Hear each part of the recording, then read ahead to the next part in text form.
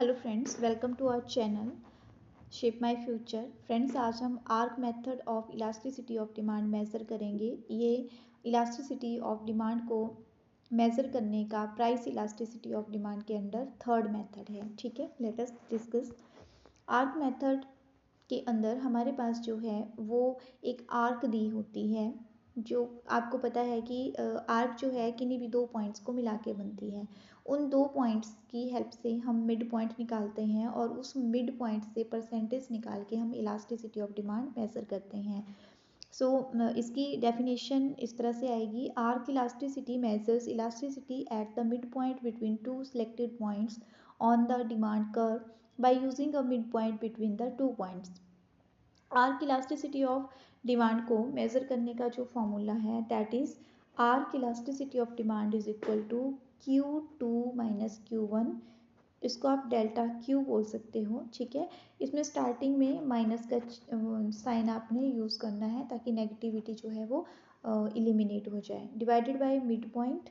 Mid point कैसे निकालते हैं? Q1 plus Q2 divided by 2। ठीक है, whole is divided by P1 minus P2 और आप इसको डेल्टा P भी लिख सकते हैं, divided by mid point of P। Mid point of P कैसे निकालोगे? P1 plus P2 divided by 2। So suppose हमारे पास जो है क्वेश्चन है P1 हमारे पास है, P1 इज इक्वल टू 10।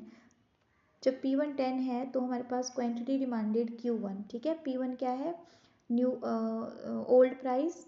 ठीक है, और Q1 क्या है? Old quantity demanded. तो ये क्या है हमारे पास? Is equal to 40। ठीक है, P2 means old new price, P2 8 हो जाता है and Q2 means new quantity. ठीक है, ये हमारे पास 60 हो जाती है। तो अब हमें इलास्टिसिटी ऑफ डिमांड जो है मेजर करनी है। तो सबसे पहले मिड पॉइंट निकाल लेते हैं। क्लियर?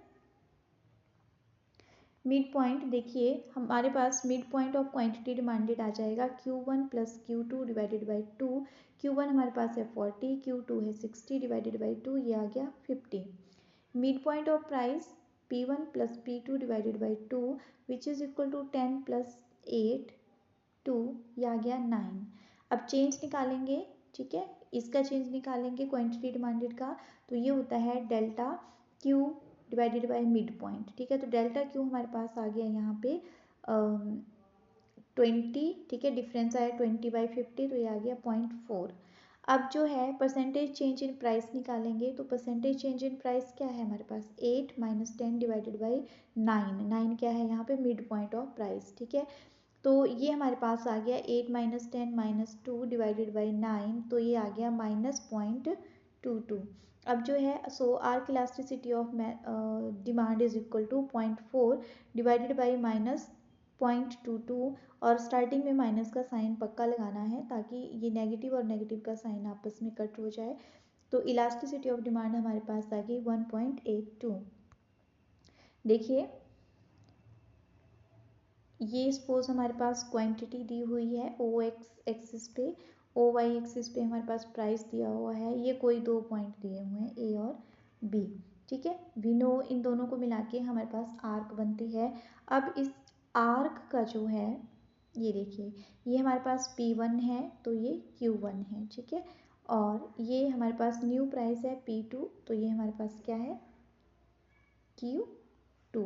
ये Q2 है। ठीक है, तो फ्रेंड्स, इनकी हेल्प से हमारे पास जो है यहाँ पे ग्राफिकली भी नंबर आ जाता है कि प्राइस कितना है, क्वांटिटी डिमांडेड कितना है, क्योंकि यहाँ पे मेंशन होता है जिस तरह से 10 20। ठीक है, 10 20। तो हमें क्या करना होता है, ये चाप हमारे पास दी होती है, इन पॉइंट्स को मिला के जो है हमने फिर मिड पॉइंट जो यहाँ जैसे आएगा, ठीक है, वो निकालना होता है। जैसे P1 P2 डिवाइडेड बाई 2 करके हमारे पास P का मिड पॉइंट आ जाएगा। इसी तरह से Q1 plus Q2 divide by 2।